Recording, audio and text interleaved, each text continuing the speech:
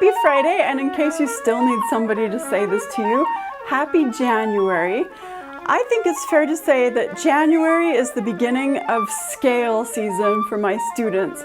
Of course, every time is scale season, but in January we use TNG number 4, the big scale exercise, along with Michel Dubost's scale game that he wrote to go with it, very intensely between now and March. So it may be a little difficult or contrary of me that just as my students are ramping up their TNG number 4 practice, I'm recording a video on arpeggio practice. I think maybe this is to remind my students that even once they get their scales perfect and flawless, there are plenty of other technique exercises out there that are very important, including arpeggios. Towards the very beginning of fall semester in 2021, I did a video called Enter Deep Breathing Mode. And in that, I talked about using 3 exercises straight out of what we call the flute player's Bible. You know what that is, right? 17 grands exercices journaliers. 17 big daily exercises. I focused on 3 exercises that use scalar patterns. Scales can be an excellent time to focus on things like projecting and playing with a really beautiful resonant sound. The same thing applies to practicing arpeggios. These are very standard patterns that we find constantly in music. If you do know arpeggios thoroughly, so that not only your brain, but your little finger tendons can whip through them very quickly and efficiently, you'll learn a lot of difficult music much more quickly. First very basic thing to address is what an arpeggio actually is. Well, put very simply, it's a broken chord. Not broken as in malfunctioning, but broken as in you play each successive note of the chord individually. Similarly to when we play scales, when we play arpeggios, we want them so deeply embedded in our instinct and our muscle memory that our brain can go somewhere far away and think about other goals that we have for our flute playing as our fingers wander down this well-known and well-worn path that we've played hundreds of times already in our lives. When I practice arpeggios, the huge advantage that I find beyond merely getting used to those finger patterns is that we move up and down our flute range very fast. Sometimes we want to do that, other times we don't. If you think about chromatic scale practice, going up and down the space of 1 octave, you have to play 12 different pitches. If you play a major or minor scale, you play 7 pitches.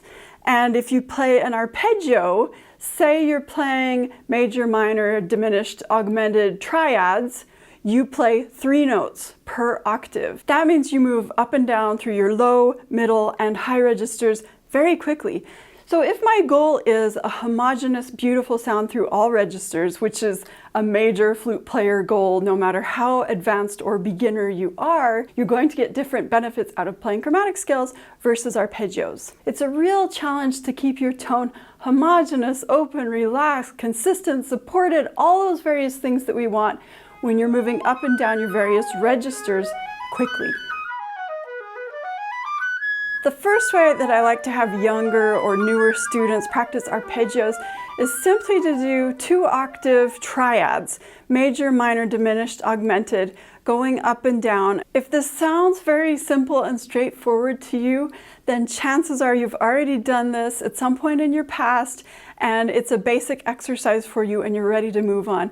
But if it sounds a little complicated or uncertain, if it sounds like I'm throwing out theory words that you're not very confident with, then you would definitely benefit by practicing this style of arpeggio. One huge advantage that we gain by practicing arpeggios on this instrument that typically only plays 1 note at a time is that we have to think more about the underlying harmonies that we're playing. So it's good for us to be reminded that our melodies are coming out of these triads and chords underlying the melody. I like to play them in this order I've mentioned, major, minor, diminished, augmented, just because we run into major and minor constantly, diminished less often, and augmented less often still. Those triads you can practice going up chromatically, start on C, then do C sharp, then do D, or you can tack them onto the end of your scale practice. Play your C major scale, maybe play C minor scales, and then do your C triads.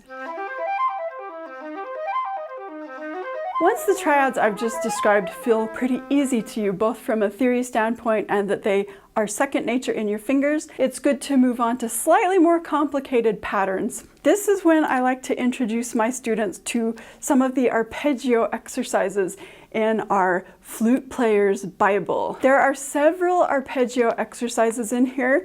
My personal two favorite, at least in the past few years, have been numbers 10 and 12. I have my students do number 10 first. In this one, we play triads, but expand beyond the initial major, minor, diminished, and augmented patterns that I mentioned before. Taffanel arranged these triads in number 10 in a way that moves very naturally and very easily. Most of the time, only one note changes in the pattern per measure. So you can see that the first measure is diminished. Then we expand out. Then if you want to get all technical about it, we play an A flat major triad in first inversion. But in fact, you don't have to know all the appropriate labels for each new triad that you come across to play. I don't honestly think about exactly what those triads are very much as I play them. I focus on which note, or once in a while, which two notes change as we go from measure to measure. I love how tidily and neatly and efficiently this exercise is put together. You can see that when you get to the last set of arpeggios, which you can see because there's a double bar, you can tell that it's very tidily and well put together because, as I've said, nearly every measure you're simply changing one note. And that continues when you go from the C major arpeggio at the end of this section and you move to the set of C sharp arpeggios. All you do is change the lowest note. Obviously, it's the first time that we change the lowest note, but that is the only note that you change. It's so efficient and well thought out. And one great thing about it is that it makes this whole exercise quite easy, really, to memorize. If you just keep track of which note is going to change and then get the pattern in your fingers and your ears, you can memorize this quickly. And I tell my students to memorize it as soon as they feel like they know it, because if you know this pattern, it's so tempting and so easy, no matter where you are, if you're at the beginning of a rehearsal, if you're playing duets with a friend, to just start warming up with these arpeggios. If you have to go to the horrible, unreasonable, difficult length of finding your book and pulling it out and opening it to number 10 and reading the music, you're so much less likely to practice it. That's why I tell my students with all these Flute Player Bible exercises, you want to memorize them right away. They should become a natural part of your playing and not something you go searching for in this book. Once you know TNG number 10 well, adding TNG number 12 will give you a little more interest and variety in your arpeggio practice. Number 12 is slightly more complicated because now we're not only playing triads, we've added in the 7th of each chord. Again, we're moving through the chords in quite an efficient and logical way that chains into each new key elegantly, just as number 10 did. And again, we're using a tiny bit more sophisticated amount of music theory. We start with a major minor 7th chord, then minor minor 7th, then a half diminished 7th chord, and then a fully diminished 7th chord. As with TNG number 10, once you get to the last chord in that pattern, that diminished 7th chord, all you have to do is, for the first time, lower the bottom note, and that chains you down straight into the next repeated pattern that starts one half step lower than what you just played. I don't have a set warm-up routine, but I use both TNG number 10 and 12 quite often while I'm warming up. I like to use them in different ways, and mostly that's because if I want to focus on my low register, I'll use number 10, and if I want to focus on my high register, I'll use number 12. Number 10 obviously starts on that low C, and you keep coming back to it. So I like to root myself in my low register, make it exactly what I want, and then carry that sound up 2 octaves to the higher register. With number 12, it's almost the opposite. We start in the mid register, but we go all the way up to the high B.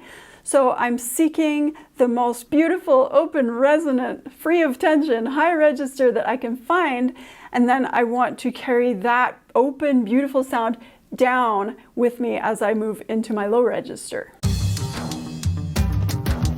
To summarize arpeggio goals here at the end of this video, first of all, you want really great finger control, fingers that know these patterns inside out, so that when you encounter triads, arpeggios in regular music, which you will all the time, your fingers automatically do them and you can learn music much more quickly and efficiently. Second, I think it's extremely important whenever you play arpeggios to treat them as tone studies. Find your ideal sound, which some days may change. Some days you may be after the biggest, loudest resonant sound you can get. Some days you might be after the most vibrant, alive, supported piano you can get. Find that sound and learn how to always successfully maintain it as you go quickly up and down the range of your flute. This, of course, is going to extend to how you use your air. You have to maintain a consistent air stream, great air speed, and great support through all of your flute registers. The easiest way to check in and make sure that your airstream is obeying you and that it's really supported and fast enough is to play them slurred. So as a default, I do these exercises slurred. That doesn't mean you should ignore the articulations that Taffanel and Gaubert suggest at the beginning of each exercise. I do those as well, but as my default setting, I will play these slurred. It's not only great to check in on your airstream and what you're doing with your support and your airspeed, but it's also the best way to make sure that all your fingers are completely coordinated. If you tongue and you separate the airstream, there's a chance that your fingers can move in a tiny bit uncoordinated way and it will be more covered by that break in your airstream. It also helps you listen to your fingers and what kind of noises your fingers might be making on the keys, because you want your finger technique not only to be precise, but to be as controlled and smooth and unobtrusive as possible. My most typical tone goal when I play these exercises is to make it as appealing, resonant, open, beautiful as I can. And that's related to that enter deep breathing mode video. There we talked about breathing deep, using up your air, giving excellent support and projection. You can do the same thing with numbers 10 and 12. It is harder to do in these exercises than in those earlier exercises. If you have watched it and you feel like you remember it pretty well, just remind yourself that as flute players, we are breathing machines. Use up all our air, breathe in deep again, blow it all out again like a big human bellows.